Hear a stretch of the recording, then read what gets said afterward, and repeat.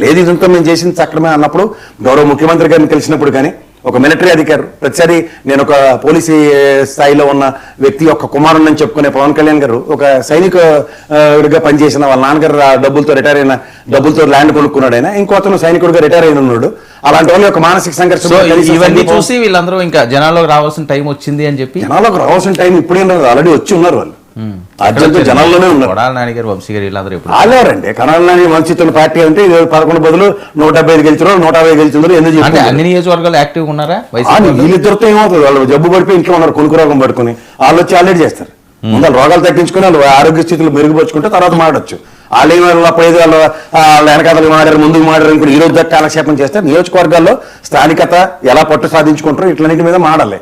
ఇవాళ నుంచి క్షేత్రస్థాయిలో వాళ్ళు నియోజకవర్గాల వారిగా ఎవరెవరిని ఇన్ఛార్జీలు పెట్టారో వాళ్ళందరూ పనితీరుని వేరే చేసుకోండి. అల్లప్పుడు నాని ఆ మాట అన్నట్టు వంశీ ఈ మాట మాట్లాడారంటే కొంతమందికి స్థానచలనం అంటున్నారు నిజమేనా? అది ఎప్పుడు చేయాలండి 80 మంది పైచీలకనే నేను గతంలో నా విశ్లేషణలోనే ఉన్నాయి. ఈయన్ని తీసుకొచ్చి పెళ్లిని బదులు మార్చినట్టు ఇటు నుంచి అటు నుంచి ఇటు మారిస్తే ఏమవుతుంది? మెరుగు నాగార్జున తీసుకొచ్చి ఎర్రగండపాలెంలోనూ ఆదిమూలపు సురేష్ని తీసుకెళ్ళి ఇక్కడ దీంట్లో పెడితే ఏమవుతుంది?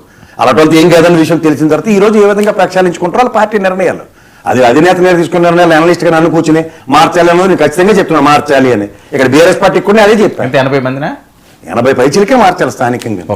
ఇప్పుడు వాళ్ళు ఎంతమంది పోయిన వాళ్ళు కూడా పోయిన ఉన్నారు పోయింది పోల్లో ఉన్నది గట్టి ఇప్పుడు కొత్తగా వచ్చిన ఈ పార్టీ డైరెక్షన్ లో వాళ్ళు ఎంతమంది పనిచేస్తారు అన్నది ఖచ్చితంగా క్షేత్రస్థాయిలో పార్టీ పునర్నిర్మాణానికి రేపు రాబోయే రోజుల్లో అతను పాదయాత్ర చేసినా లేకపోతే ఏం చేసినా ఈయన పాదయాత్ర చేస్తే ప్యారల్గా రూలింగ్ గవర్నమెంట్ లో ఉన్న వాళ్ళు కూడా ఏదో ఒకటి ముగ్గురుతో త్రయంతో ఉన్న వాళ్ళు వీళ్ళు కూడా ఏదో చేస్తారు కదా. ఏ పవన్ కళ్యాణ్ గారు మళ్ళీ లోకేష్ గారిని పాదయాత్ర చేయమంటే ఏడు చేస్తారు దానికి ప్యారల్ డైమెన్షన్స్ కావాలి కదా. అధికారం వాడు ఈసారి వచ్చింది కూడా గ్యారంటీగా నెక్స్ట్ టైం వస్తుందని భరోసా అయితే ఆంధ్రప్రదేశ్ ప్రజల్లో లేదు. ఓసారి 14 నుంచి 19 దాకా ఎలక్షన్ తీసుకున్న తర్వాత నెక్స్ట్ గ్యారంటీగా గెలుస్తుంది అనుకున్న ప్రభుత్వానికి 23 స్థానాలు ఇచ్చి కూర్చోబెట్టారు. 170 స్థానాలకు ఏం చేసిన వాళ్ళకి తీసుకొచ్చి 11 స్థానాలకు పరిమితం చేశారు. ప్రజలు కర్రు కాల్చి వాత పెట్టిన ఉదంతాలు చూసుకుంటే ఈ పార్టీలన్నింటికి గుణపాఠాలే.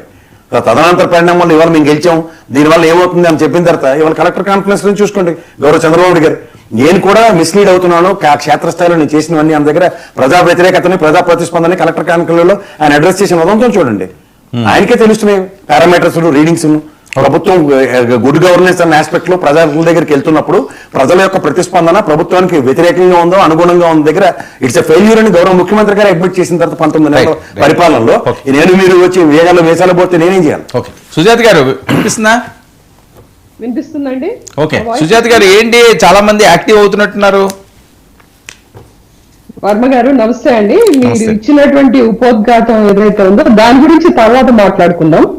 ఇప్పుడు పరిపాలనలో చంద్రబాబు నాయుడు గారు ఏం చేస్తున్నారు, ప్రతిపక్షంలో ఉన్నటువంటి వైఎస్ఆర్సీపీ పార్టీకి చంద్రబాబు నాయుడు గారు ఎలాంటి ఆయుధాల్ని ఎలాగ మేము ముందుకెళ్ళాలి అని